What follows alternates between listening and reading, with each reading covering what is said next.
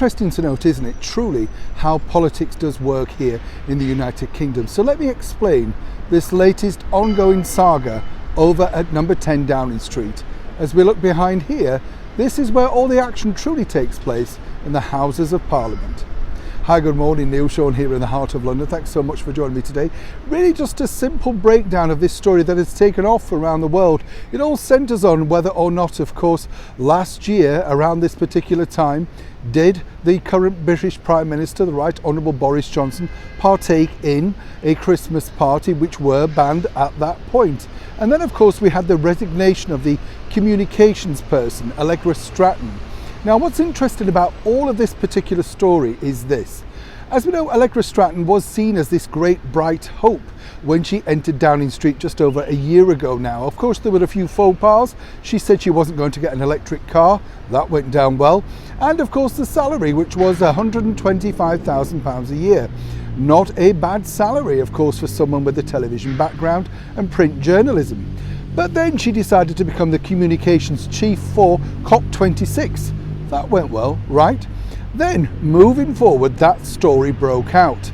Now, as we've all seen, that particular video is, of course, Allegra making slight, shall we say, and being kind, of the situation about that particular party. Now, what's interesting about the whole background of that is this. Anybody who works in television, let me tell you, knows that you should never ever speak off mic, off camera while you're in a television studio. That's not about secret recordings. It can be what they call a hot mic. That's a microphone that could be linked back to a satellite, picked up anywhere in the world. It's not stupid, really. It's just being cautious. Now, what Allegra did, and this is alarming when you think that she has a considerable career in television, in, a former life, if you like, is she decided to joke around with former colleagues. This was a test for the brand new number 10 Downing Street media room, so it was never going to be publicly shown. But someone, somewhere, decided, of course, that this could be rather, well, an investment in case she needed to be brought down. This is how politics works in the 21st century. As we also know, of course, the Prime Minister's former close aide, Dominic Cummings, has been very vocal in his assault on his former boss. He, of course, really truly thought he was running England for a while. Shame. Didn't naturally work out for Dominic. I met Mr. Cummings very briefly. A rather strange man, let's just leave it at that, shall we? But what is interesting is the demise of the former communications officer for 10 Downing Street, Allegra Stratton, was brought down by one of her, well, shall we say, former colleagues, in fact, because this particular gentleman may possibly worked at ITV around the same time. Prove it, of course, there are truly no friends in the murky world of television or indeed politics. The story broke on the little watched ITV channel. Now, this was broken by a political correspondent called Paul Brand.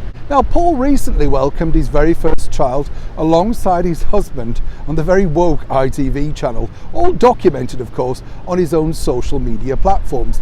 And it appears that Paul is very much a valued member of the ITV family. Now, Allegra, of course, was also very close for a while to ITV's current political correspondent, Robert Peston. In fact, she was the co-host on his show on a Sunday mornings. That's when a few people actually watched. Now, of course, Robert himself has seen his demise crumble after appearing on all-star musicals, singing his own rather unique interpretation from Guys and Dolls, and earlier this year releasing his very first thriller book. They all have something to sell. Do you get the picture even more?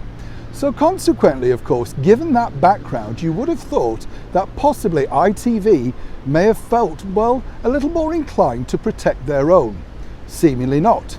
What followed then, of course, was Allegra's very tearful demise and resignation, leaving the British government. And so far, while ITV bang on about this particular story, other people here in England simply want to move on with their more demanding lives. We're fighting a pandemic here, and of course, more importantly, people don't really care whether there was a party or not a party.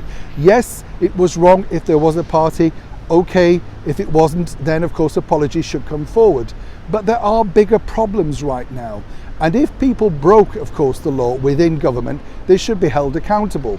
But for ITV to keep going on about this for days and days on end, seemingly because they were given some kind of scoop via, of course, that leaked tape, well, That's rather different. Moving forward for Allegra, of course, no doubt she will bounce back with a brand new job somewhere, no doubt highly paid also. She's a rather respected journalist. But the damage, of course, moving forward for Boris Johnson means that can he now pull back, given, of course, he recently lost a by-election. A lot of insiders are trying to write Boris off, but for now he remains seated in power, and of course he's had more comebacks than Norma Desmond in his short tenure so far in number 10.